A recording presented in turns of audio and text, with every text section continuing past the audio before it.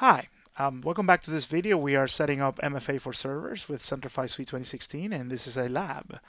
And we've been working with the prerequisites, right? So I have a hierarchical zone. We have a domain join system that is running Centrify version 5.3. We have an identity service tenant. Um, we have authorized a cloud connector, right? And we set up this cloud connector to only be able to do the AD proxy. That's the only capability that we need. We also uh, created an AD group for MFA systems, and this MFA systems contains the only system that is going to be authorized to use the multi-factor. So um, if I look at the memberships, notice that my Linux 3 machine is the only one that is going to be there. Uh, let's see. We also made sure that our users have the proper information. For example, I'll be using Fred Taylor as my user for testing. So Fred already has an email and he has a profile with, you know, telephone numbers and all that stuff. Uh, let's see.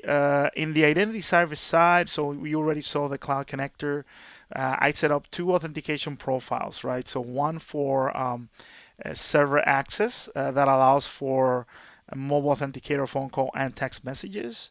And also, I set up another privilege elevation one that is used for mobile authentication for phone call, SMS, and email confirmation code.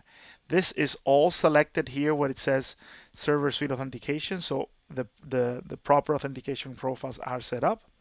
We also have a role, and remember that in order for the cloud connector to authorize the machines, you have to have a role. In this case, it's also called MFA computers and contains that AD group that contains that machine, right? So ultimately, all the management is to AD groups, and the only right that it needs to have is server login and privilege elevation.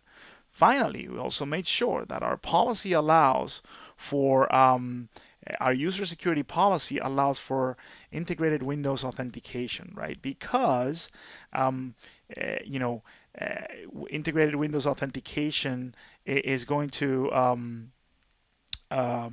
is going to allow for the cloud connector to authenticate the the server machines with Kerberos. So if you wanted to check, the cloud connector is going to be running a web service over this port. You can always change the port. Let's just say I wanted to make it 8081 because there's a conflict. I can always change that port. So I'm going to go ahead and change it, right? So it's running on 8081. So walking through this now, I think that everything is set up. All we need to do is do the verification, right? So the first verification I'm going to do, and I'm going to go ahead and refresh, is verify that the Access Manager console is picking up the service principal name. Sorry, the service connection point that was created for that service. So it's possible, depending on your size, maybe replication, right? So I'm going to right-click my zone. I'm going to do properties. And notice that if I go to cloud here, I can browse. Notice that there's already a cloud instance here. So now I've set up my zone to use that cloud connector, right? So there's possible that you have multiple instances of identity service, maybe one test one and one production one, right? So the key here is that Access Manager is able to pick up that. At the same time, my domain join system should be able to pick up that as well. So what I'm going to do is, I'm doing things very fast. I'm going to do a DZ do AD flush, and I'm going to force it. It's the first time I'm doing this. And also, I'm going to restart the service. So DZ do. I'm doing this only because I'm doing all these setups really quickly, and the cloud connector does take a little while to pick up on that. So and the agents, depending on the cache flush interval. So first and foremost, we have some commands that are useful for this. So for example, the AD-info minus sysinfo cloud is going to show us right away if there is a if there's a cloud connector already available here. So and let's see. Of course, there's a typo. So sysinfo cloud, and let's do a more. So notice that it's already able to pick up the cloud connector.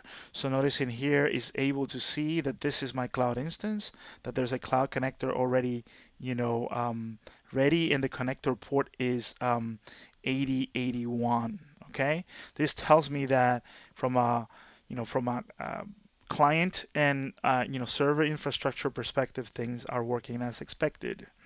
So the next thing that I need to do is to configure a role and a command so I can start my testing. So we're going to be doing that in the next video.